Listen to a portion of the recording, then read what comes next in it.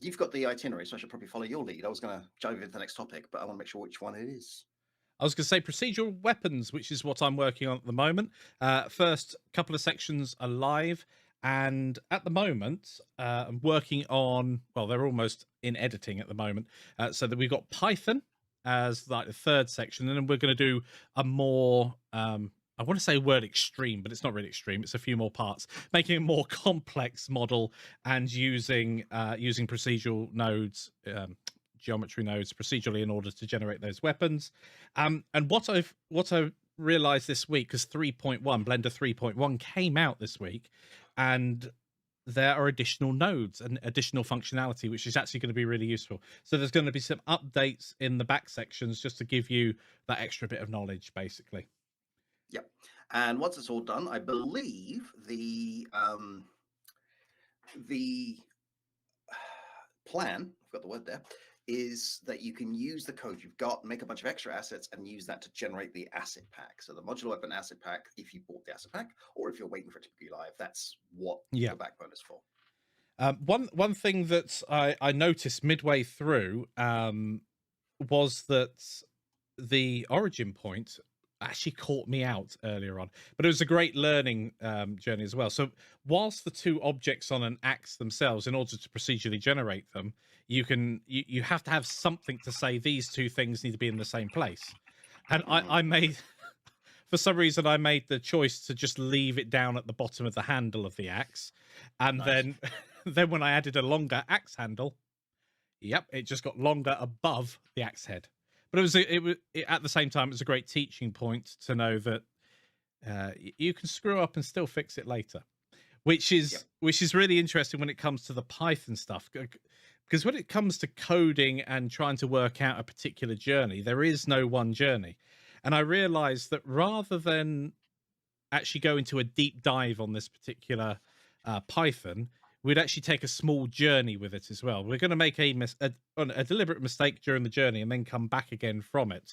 Because when you're coding, a lot of the time it's about that experimentation and going, actually, this flow that I thought would work doesn't actually work. And then we flip it around, which is...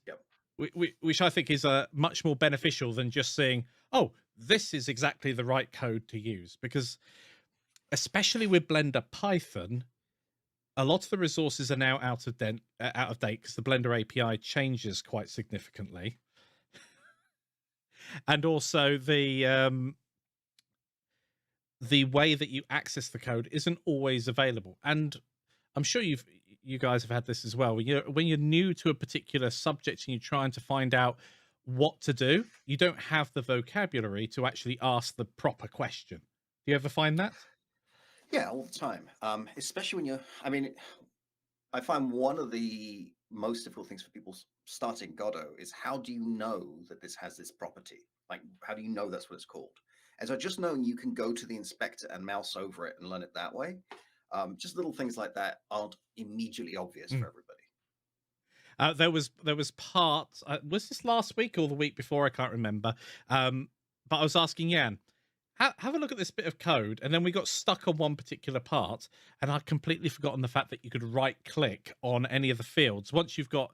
And Python tooltips, you can turn that on as well. But if you right-click on a field, you can just copy its full path. It's like, oh, that would have saved us about half an hour of Googling and looking at the Blender API trying to work out what it was. I had a fun thing while recording today, in fact, where I had to go back and redo about 10 minutes worth of video because I'd put in a collision polygon 2D and not a polygon 2D. And those things aren't the same.